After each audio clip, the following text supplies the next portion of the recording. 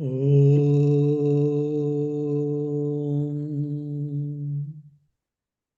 भद्रं कर्णेभिः शृणुयाम देवाः भद्रं पश्येमाक्षभिर्यजत्राः स्थिरैरङ्गैस्तुष्टुवागंसस्थनूभिः व्यशेम देवहितं यदायुः स्वस्ति न इन्द्रो वृद्धश्रवाः स्वस्ति नः पूषा विश्ववेदाः स्वस्ति नस्तार्क्ष्यो अरिष्टनेमिः स्वस्ति नो बृहस्पतिर्ददातु ॐ शान्ति शान्ति शान्तिः हरिः ॐ.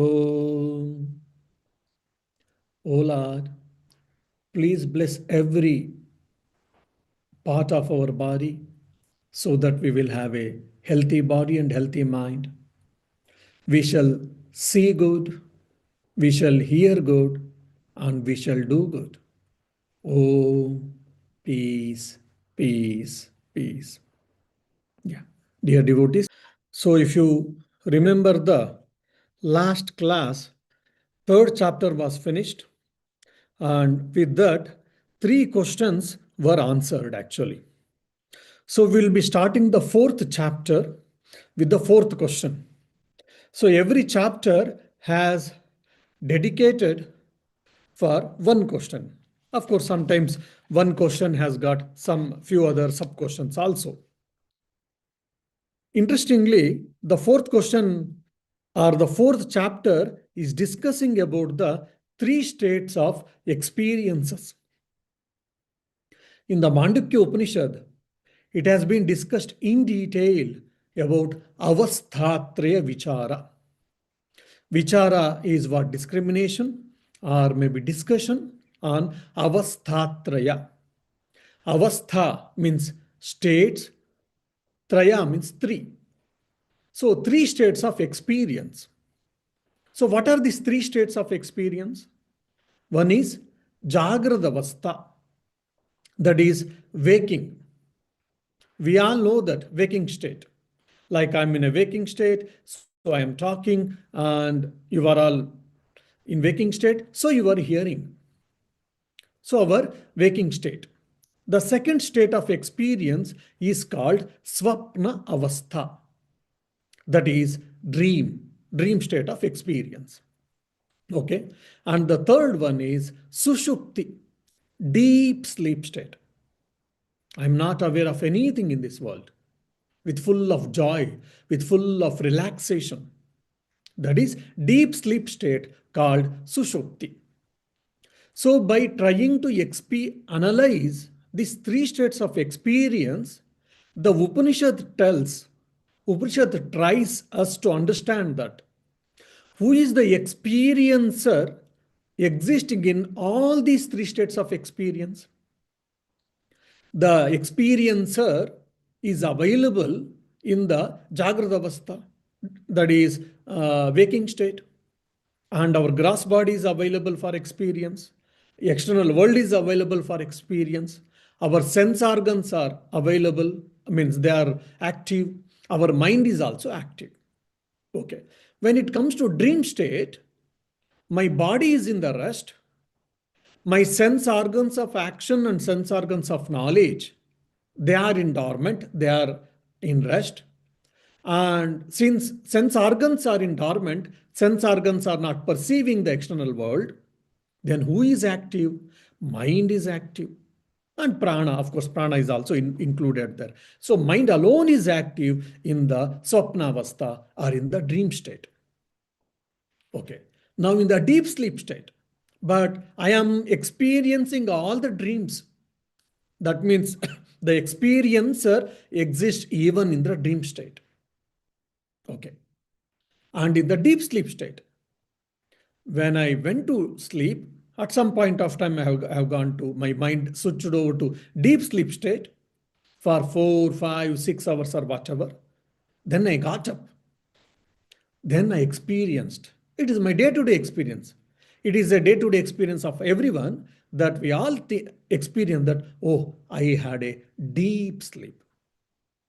When I was having a deep sleep, I was not aware of the deep sleep. Why? Because our mind is also inactive there. Our body is at rest, sense organs are not active, even our mind is not active, is dormant, or it is in a resting place, and but only the experience or alone exists there. That is the reason when I get away from deep sleep, I am aware that I had a deep sleep. But I'm not aware of someone's deep sleep. But I am aware of my own deep sleep. That's why experiencer exists in the waking state, in the dream state, and in the deep sleep state. Whereas the sense organs are available only in the waking state. The mind is available in the waking state and as well as in the dream state, but not in the deep sleep state. So, and if you see, the experiencer alone is available in these three states of experience. That means that alone is true or real because he or she or it is available at these three states of experience. So, to make us understand, I am that consciousness, eternal, indestructible self.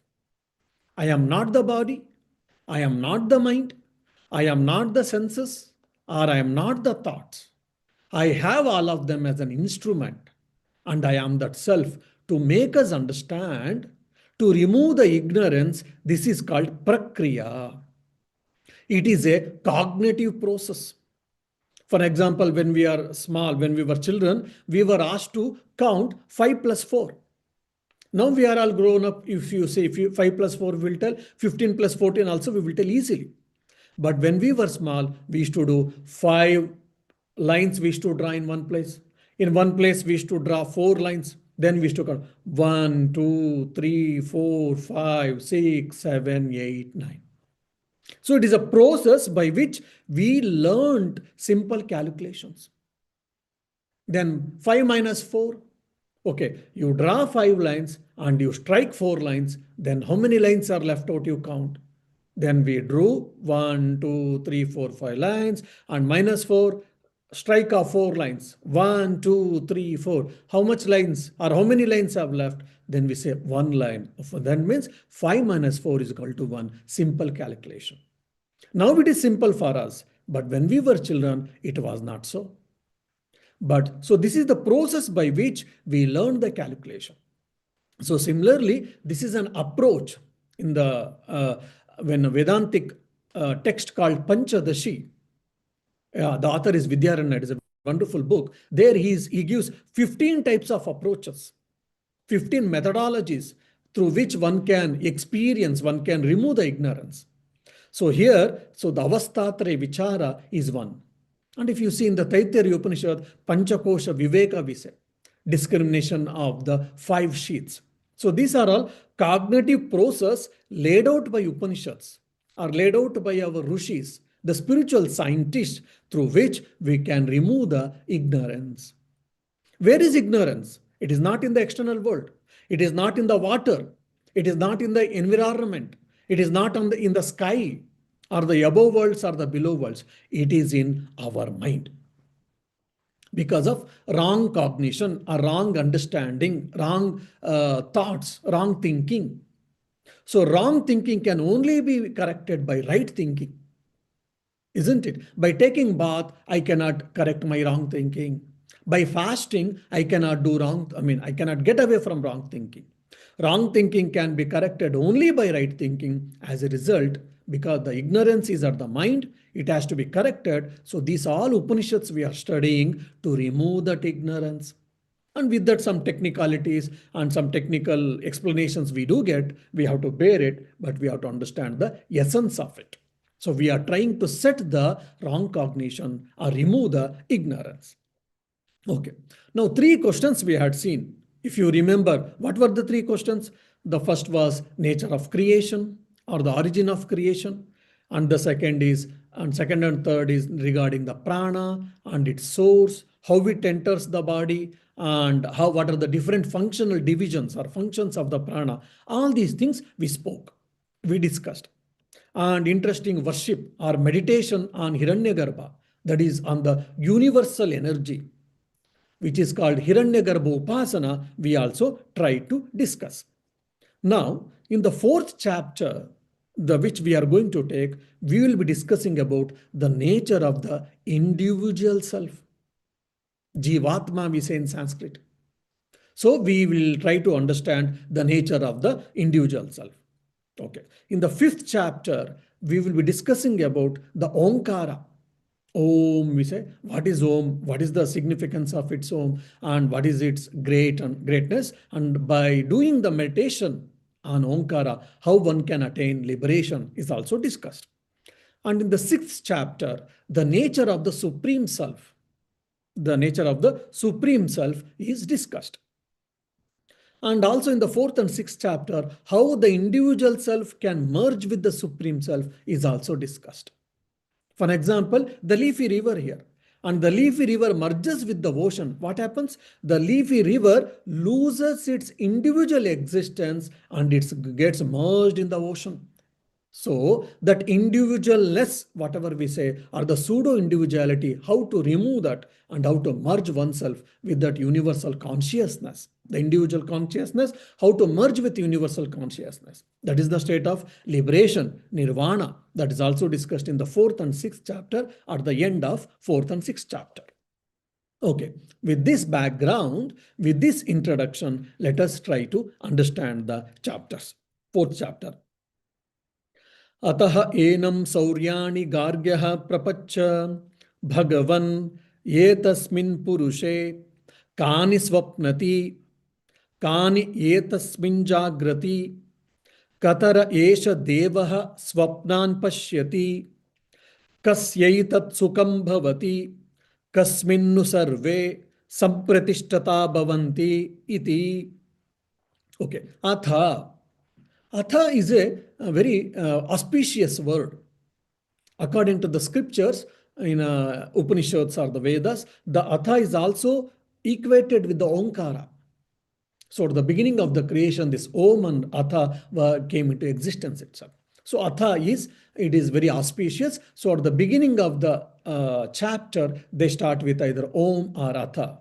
Or the mantras are started with Om, and sometimes the chapters are started with Atha. Means it is a symbol of auspiciousness. And here Atha, we can also take it as next. Next means what? After discussing the three questions, the fourth question is going to be discussed, and it was asked by one more disciple. So 6 disciples, 1 guru, 1 teacher, isn't it? Now, Atha Sauryani Gargyaha. So it's a one person, but 2 names actually. Sauryani. Sauryani means he is the grandson of Surya. Surya, we don't know whether he is a sun god, he is Surya, or the Surya is just any common noun or a proper noun of a person.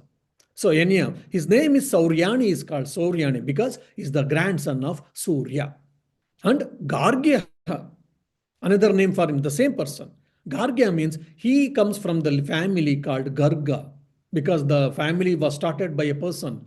Family origin was from a person called Garga. That's why that family name was Garga, and he is descendant of this Garga family. So he is known as Gargya. So Sauryani Gargya, they're proper nouns. That's all. So it is a one person, 2 names. Okay. Sauryani Gargya Prapachaha. Prapachaha means he asked. He gave a question. He posed a question. For whom? To the Guru Pippilada. Okay.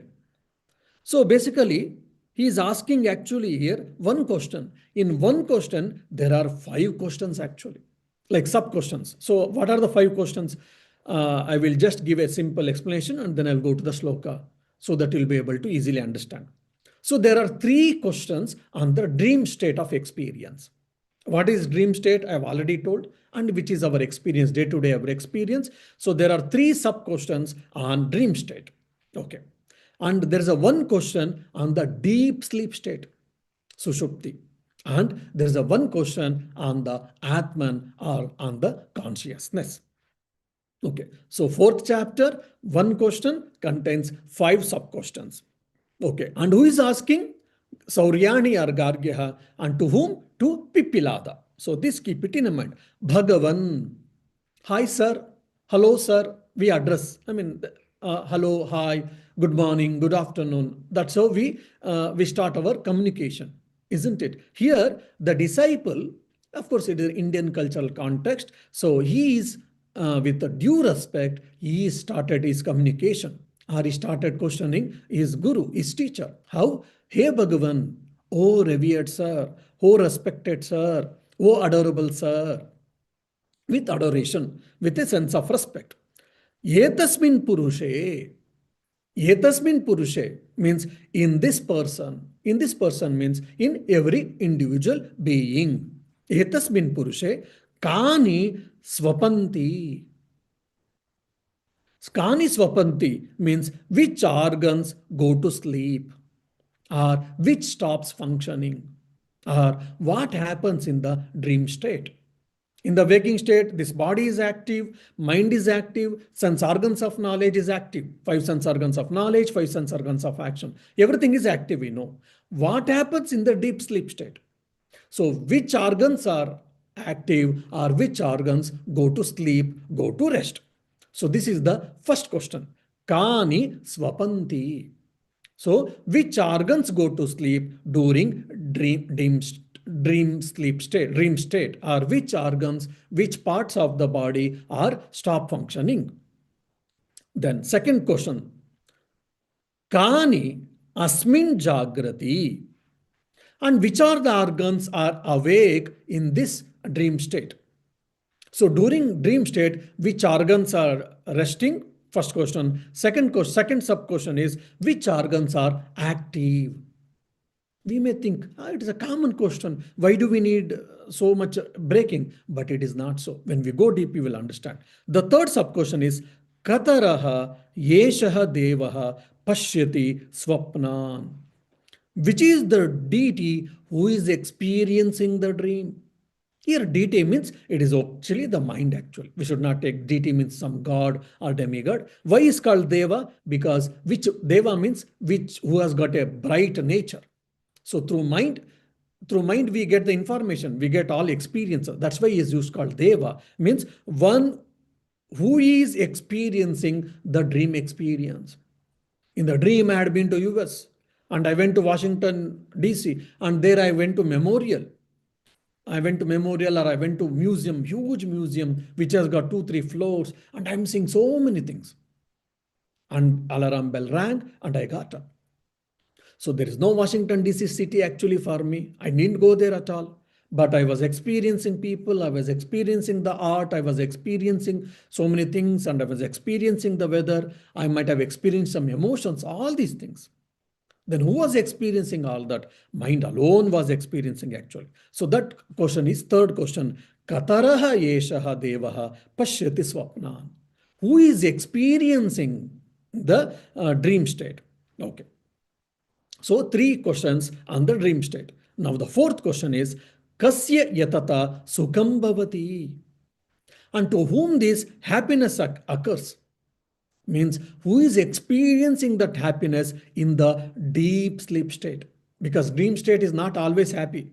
Sometimes we get weird dreams, we may get a ghost dream on ghost, we may get very weird dreams and all. So here sukha means here happiness. What happiness? The happiness which is derived from deep sleep state. So the fourth question, sub question is on the deep sleep state. Kasya yetata sukham bhavati. One who is experiencing this deep, happiness, how this happens, or for whom it happens. So that means, so that in the deep sleep state, everyone is experiencing the happiness that is a universal in nature. In the waking state, at every given point of time, everyone is not experiencing happiness. We are experiencing happiness, we are experiencing sorrow. Now, with the same situation, I am experiencing the happiness and you are experiencing the sorrow. Or someone may be experiencing the neutral with that situation. In the one situation, people's experience and perceptions are different. But in the deep sleep state, everyone's experience is same. What is that? Positiveness, or rather happiness. Oh, I had a wonderful sleep. From last 3 days, my sleep was disturbed, and today I had a wonderful deep sleep. So I am fresh. I am feeling happy. I am feeling delighted. My body and mind has got rest, and I have got also my whatever tiredness and fatigueness, everything went away. So that happiness is being experienced by every individual being, not only individual being, even animals, birds, and all. So this very universal in nature. So that has been used with the Sanskrit words and all. If you know Sanskrit grammar, you'll be able to enjoy all of that. Okay. The fifth sub question is Kasmin nu sarve sampratishtaha bhavanti, in whom all they remain completely unified. Means where this entire universe of experience is based on. Okay, my where I am basing on, I'm based in Dublin. All people are Dublin in Dublin, they are based in Dublin. If someone is in US, he is not based in Dublin, but he is based in US. But all of us, we are based in the earth, isn't it? Then some celestial beings, they may not be based in the earth, they may be in above worlds. But everyone is based in the universe. So, like this, all these experiences, sense organs, mind, or whatever, where they are based upon, where they are based upon. This is the fifth question. So now let us try to understand one by one. Okay. Now this is the so if you remember, 5 questions, 3 questions regarding the deep sleep state, one question is in on the 3 questions on the dream state, one question is on deep sleep state, one question is on the consciousness or on the Atman. Okay. Tasmai sahovacha yatha gargyah मरीचयोर्कस्यान्तं गच्छतः सर्वा एव अस्मिन् तेजोमण्डला एकीभवन्ति ताः पुनः पुनरुदयतः प्रचरन्ति एवम् अवैतत्सर्वं परे देवे मनसि एकीभवन्ति तेन तस्यैष पुरुषो न शृणोति न पश्यति न जिग्रति न रस्यते न स्पृशते नाभिवदत्ते नादत्ते न आनन्दयते न विसृजते नेयायते स्वपीयति iti chakshate itya chakshate.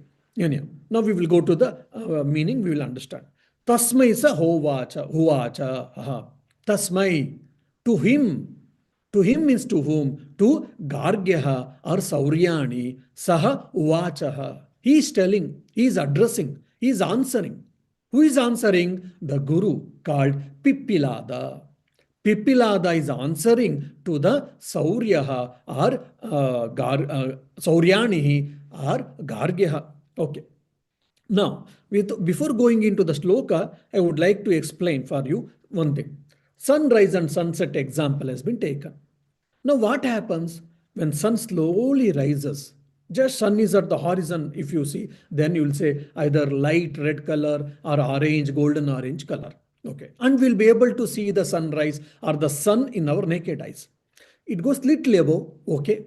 Then it goes still more above, then it is difficult. Why? Because the sun rays has been dispersed. The sun rays are getting manifested, dispersed in a well manner. So with our naked eyes, the powerful rays of the sun, we cannot see.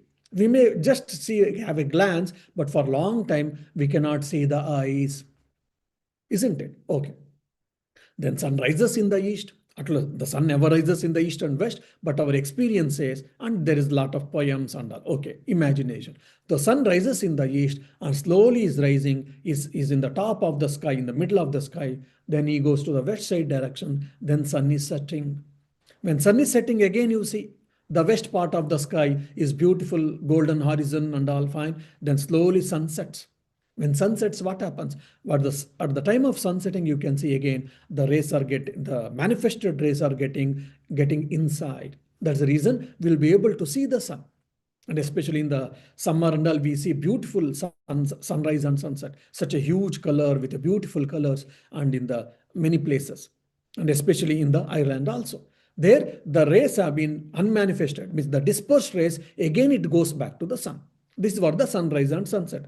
That example has been taken from the teacher and is trying to explain the first question. Now, this is the technique which has been used by all our philosophers, trying to explain the unknown to the known through the known actually. This is a technique which has been used by our masters. We know something already which is experienceable for everyone in our day to day life, and that has been taken, and through that, they will explain the highest philosophy, highest concepts, or the abstract concepts, or the unknown things. So, this is what the here the idea. Okay, now in the dream state, what happens? Your tension, your body is at rest, no doubt. Your mechanical actions called like breathing, digestion, and cleaning the system or maintaining the body, that is happening. That is whether you will or not, it happens. Okay. Your gross body is at rest. Your 10 sense organs is at rest. Your mind is active, and the observer or the experiencer is active. Okay. Now keep this in the mind now. Okay. And in the dream state also, the external experience of the world is not there. Now, for an example, my video is on since you are able to see me. The people who are in online, you are able to see me. There are people in the offline also, they're able to see me. Why? Your sense organs are active. Now, say for an example, in the dream state. Now, tonight after the dinner or supper, you went to rest. Then at some point of time, you had, unfortunately or unfortunately, you had a dream of Upanishad class. In the Prashna Upanishad class, you are listening to the class or listening to the teachings, and there also Swami Shantivratananda has come. Shantivratananda is taking class, and you are hearing. And all that, some discussions are happening, you are hearing, you are understanding, you may not be able to understand, whatever. So, there, are your sense organs are active? No. Then how are you seeing Shantivratananda's figure? Your mind itself is active. Your mind is taking the role of sense organs also. So in the day-to-day world, in the waking state, the external world we are experiencing because of the sense organs are active. In the dream state, we are experiencing the internal world because our sense organs are inactive. So based on the experience of the external world or waking state, we are having the experience of the world internally, only mind is active there. So this also we should understand. Okay. Tasmai sahovacha. He told to him, means Pipilada started answering to the Sauryani or Gargya. Yatha, as so. Gargya, ho Garga, Marichayo. Arkasya Marichayaha. Arkasya means of the sun. Marichayaha means rays. The rays of the sun or sun rays. Astam gacchataha. Marichasya arkasya marichayah. Astam gacchataha. That is, when the sun is setting, astam, the sun is setting, gacchataha becomes, the sun rays becomes invisible. You will not be able to experience the sun rays because at the sunset, it goes inside. Where it goes, we all know it goes in the sun, we can say. The same thing has been told here. Sarvaha eki bhavanti. All the sun rays gets unified, means it gets merged in the sun. It gets dissolved in the sun, you can say. Or rather, it becomes inseparable, indistinguishable. Where? Etasmin tejo mandale. In the solar disk. The sun rays were manifested from the solar disk or from the sun, and again during the time of sunset, again it is going inside the sun rays. Punaha again, because every day it is happening, sunrise and sunset. Taha udayatah punaha. Again, when the sun rises, pracharanti, the sun rays slowly started getting dispersed, manifested, and it gets dispersed. Okay. Evam Havai. Okay, sunrise and sunset, we all know, Swamiji. Why are you telling all these things? Why the Upanishad has to tell all these things? Why? Because it was only an illustration. Now the real teaching starts. Evam Havai. In the similar way, my dear. Now just keep the mind, keep the sunrise and sunset. The sun is rising and the sun rays are manifesting in the diversified form. The sun is setting, again all the sun rays got unified and got merged in the sun. Keep this in the illustration. Now, Tat Sarvam. Tat Sarvam means all the sense organs of knowledge and sense organs of action, 10 sense organs. Eki Bhavati means they get unified. They get unified means what? Here they get dormant. They become inactive. Where? Where it merges means pare deve manasi. In the high deity called mind, in the bright mind, it gets merged. That means what? In the dream state, the sense organs are inactive. That's what just is telling. It's highly imaginatory here, that's all. Paredeva, supreme deity. Why? Mind is supreme. Why? Because through mind only the sense organs get knowledge. If you remember my Druk Drishya Viveka classes. Now you can very well imagine. We have heard my Tattva Bodha classes. We have heard my Druk Drishya Viveka classes. You'll be able to understand the dream state, Jagradavastha, waking state, deep sleep state, and how the mind gets energy from the consciousness, and how the sense organs gets energy from the mind. All these things we have discussed here. That's the reason I always say we should read introductory manuals, that is Prakarana Granthas. Then we should go to Gita or Upanishad study. Then we'll be able to understand. Even when I went to US, quite a few people said, Swamiji, we are trying to hear YouTube lectures, we are trying to read books and all, and Vedanta, we are unable to understand. I said, because your methodology is wrong. Wrong in the sense, there's a step-by-step process.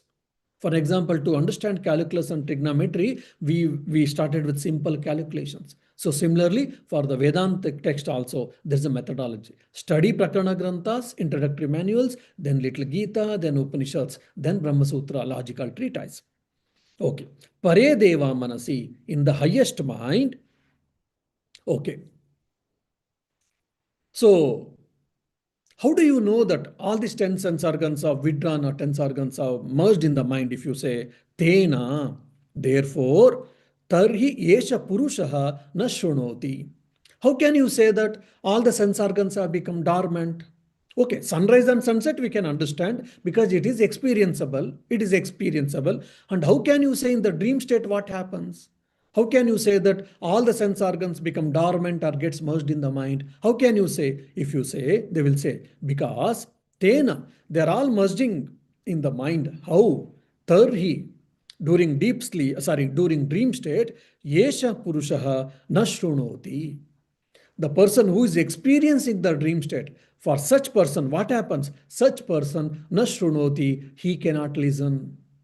There may be some person is going, some vehicle sound is there. He is in the dream state. He is not listening. The sound might have come and reached the eardrum, no doubt. The eardrum might have sent the information to the, reflexive action to the mind, but mind is not processing the information. So for me, it is as good as not there because I am not aware of it. Na shrunoti. That person does not hear. Yesha Purusha should be added for everything. Na pashyati. He does not see. He cannot see. He does not see. Na sprushati. He does not feel the touch. Na abhivadate. He does not converse. Na adatte. He does not grasp anything. Na anandayate. He does not experience anything. I mean, experience it, external world actually. He's experiencing the dream, but he doesn't experience the external world. Na visrujate. Eject. I mean, no any excretory work he's doing. Na iyate. Means he does not move. He's physically is lying down. His body is at rest. He is not moving. Now, for example, I'm talking and I'm making my hands actions. My hands are moving. But in the deep sleep, a dream state, it is not so. So, achakshate, they say swapnati hiti. Swapati hiti is asleep because he's sleeping and he may be having a dream state, but his sense organs of knowledge and sense organs of action are dormant in the nature. So what is dream state? In the dream state, your physical body is at rest, your sense organs are at rest, your mind is active, your experiencer or the observer or the consciousness alone exists there. Your consciousness and your mind, both of them, they exist. That is what the essence of this second verse. Okay, now we will go to the third verse.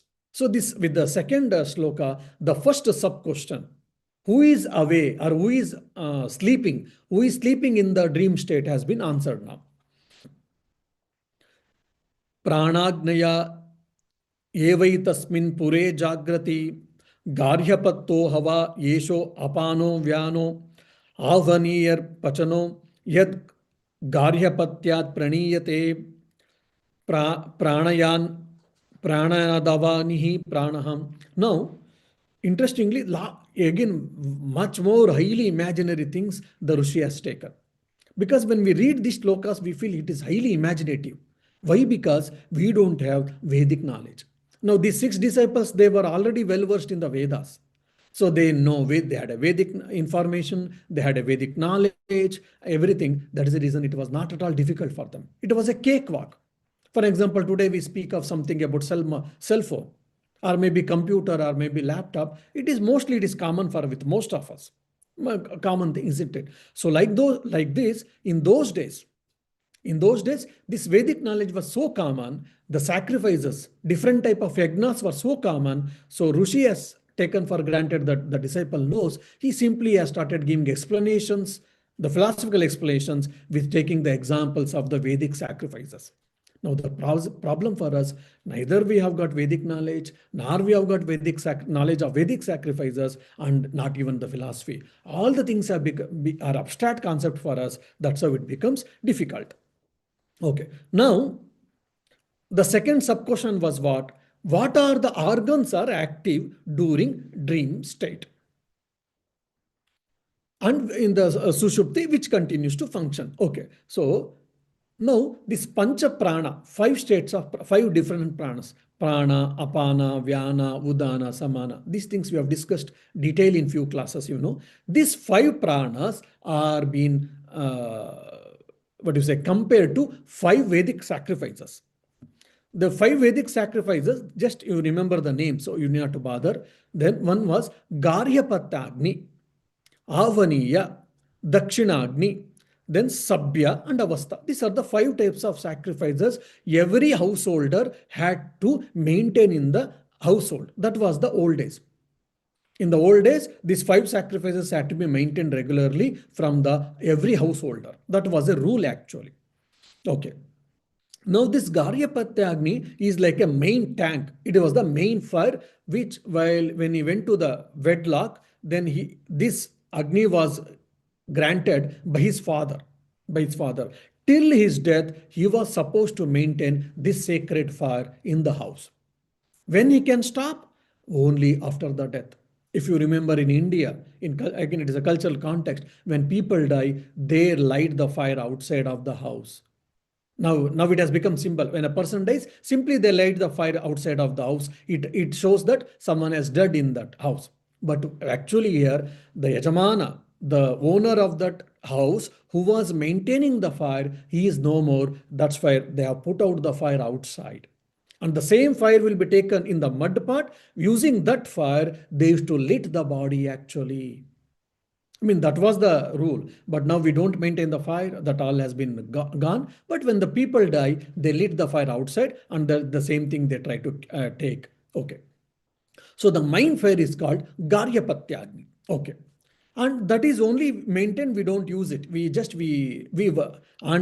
a part from that every day, and we use Avaniya, that is called Avaniya, and which we use for Agnihotra, and for cooking, and for so many rituals it is used. And to the south of this, there used to be one more fire called Dakshinagni. And there your Pitru karmas. For an example, for forefathers, we have to do some tarpana or from some havis and all, they used to do. And there are two types of Agnis, one more Sabya and Avastha, which are special in nature. Since they have not explained here, now I have not taken the example, I will not be explaining and I will not be making heavy on you. Okay. Now 5 Agnis, 3 Agnis has been taken. Garhyapatya, Avaniya, Dakshina. Okay. Now Prana, Apana, Vyana, Udana, Samana. These 5 things you know. Now, in the dream state, I think, for an example, I am unable to control the mind. In the waking state, you can say, I am unable to control the mind. How much ever I'm trying to say, try, I'm not able to control the mind. If your willpower is better, you'll be able to control your mind. Similarly, you can control your thoughts if your willpower is good. If your willpower is weak, then you cannot control your thoughts. Many times we think, oh, I don't want to think about it, that's Swamiji, but again and again it is coming in my mind. It is coming in my mind means what? You are unable to control that particular thought. You are unable to control, you are unable to stop that thought. Means your willpower is weak. So based on our willpower, we can do regular exercises or not, spiritual practices, our studies, our work, and etc. It depends on willpower. Now, interestingly, I am breathing now. That's why I'm living. All of us who are living people are breathing. Now, if I wish, I will breathe. If I don't wish, I will not breathe. If my breathing, inhalation and exhalation, if it would have depended on my willpower, what would have happened?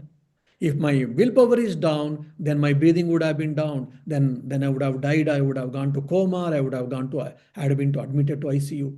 Thank God, God didn't make the creation in such a way that my breathing is depending on my willpower. No, it is a mechanical action. Whether I wish or not, my breathing, inhalation, exhalation happens naturally. I can close my nostril for some time, no doubt.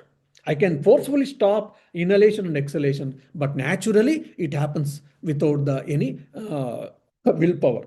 But about sense organs, if I wish, I can see. If I don't wish, I need not to see. I cannot see. Similarly, hearing, touching, everything.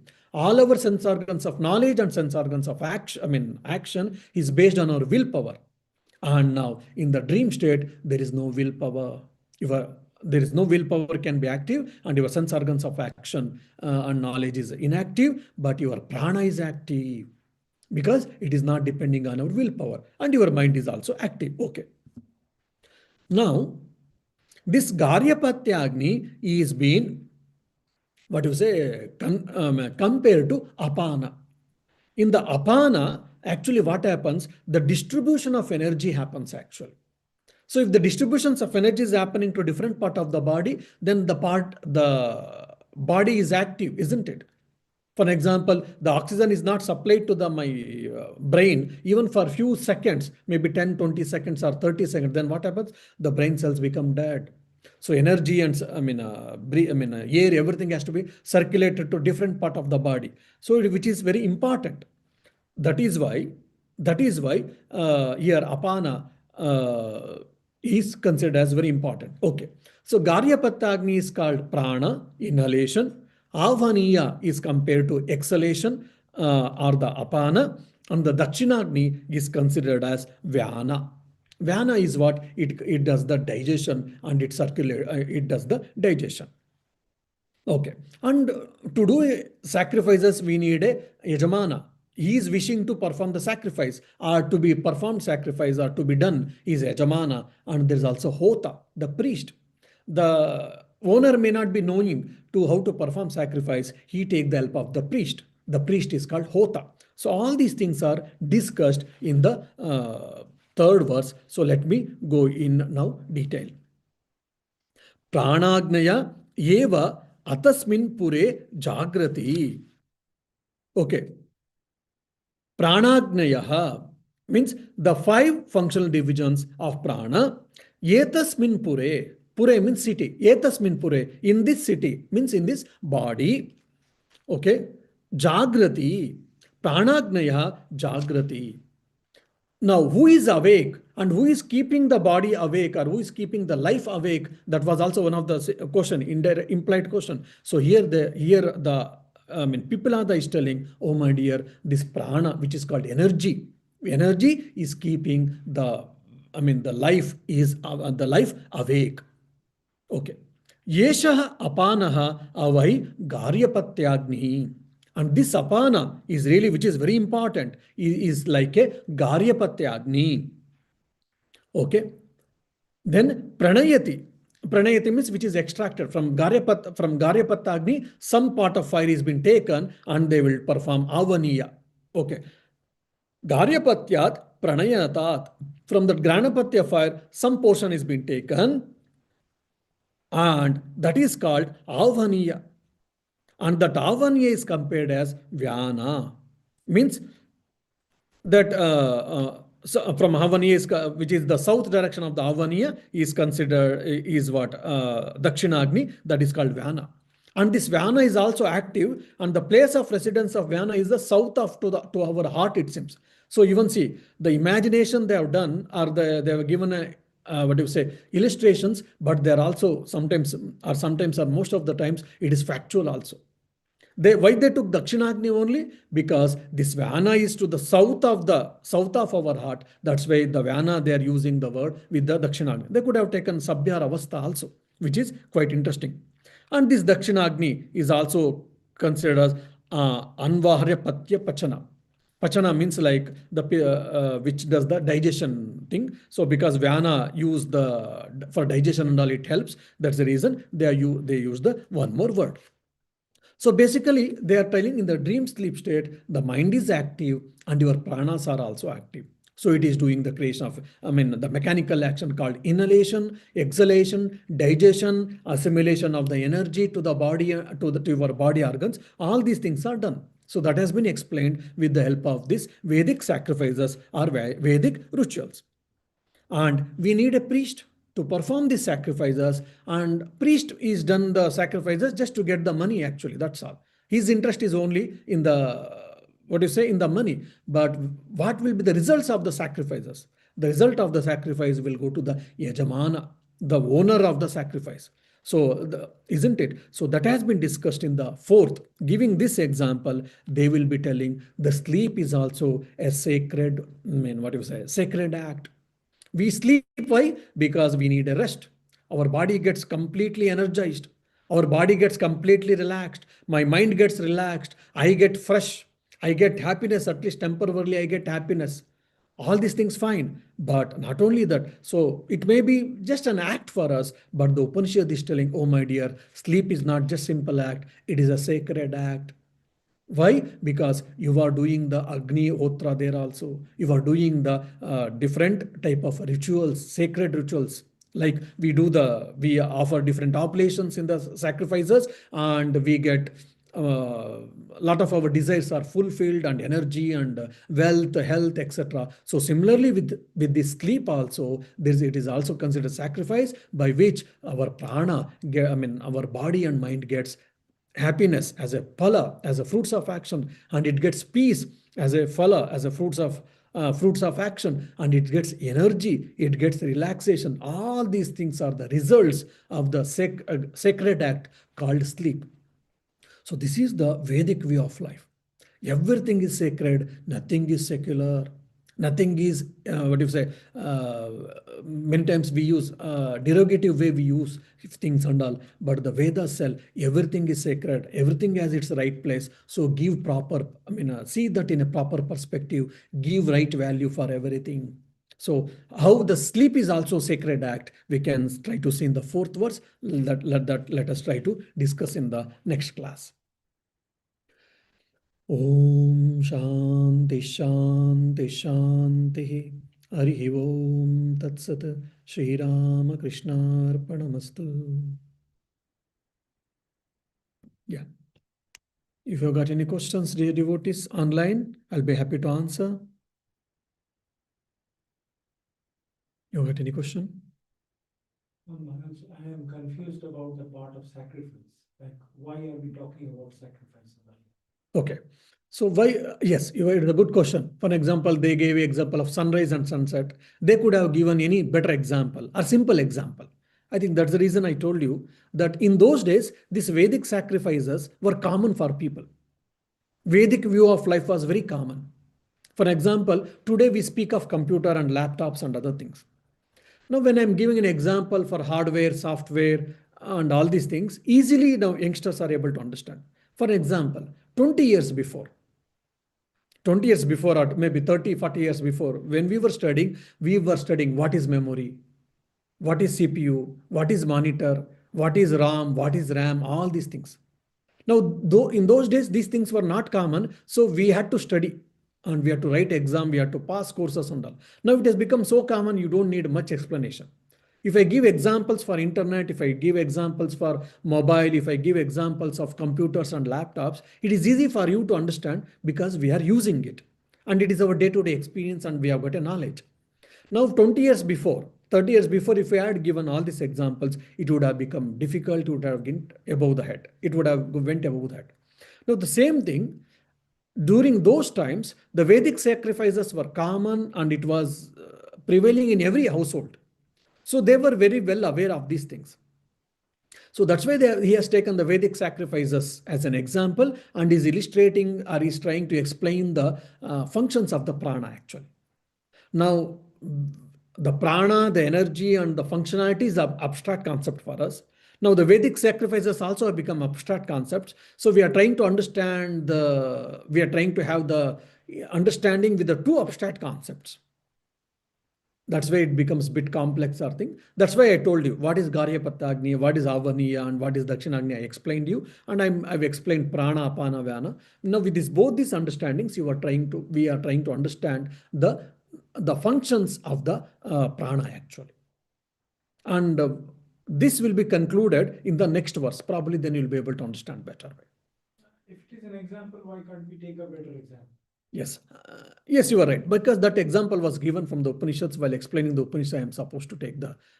From my context, it's like I'm trying to understand hieroglyphics and I am being explained it on French. I don't know both. Yes, yes, that's what I told. Yes. So, okay, now I can tell like this. Now, for an example, there is a main tank in the water, main tank in your house, overhead tank. From that overhead tank, you draw the water for all your household works, isn't it? So okay, that's the one thing. Second thing, and some water is used for just bathing. Some water is for cooking.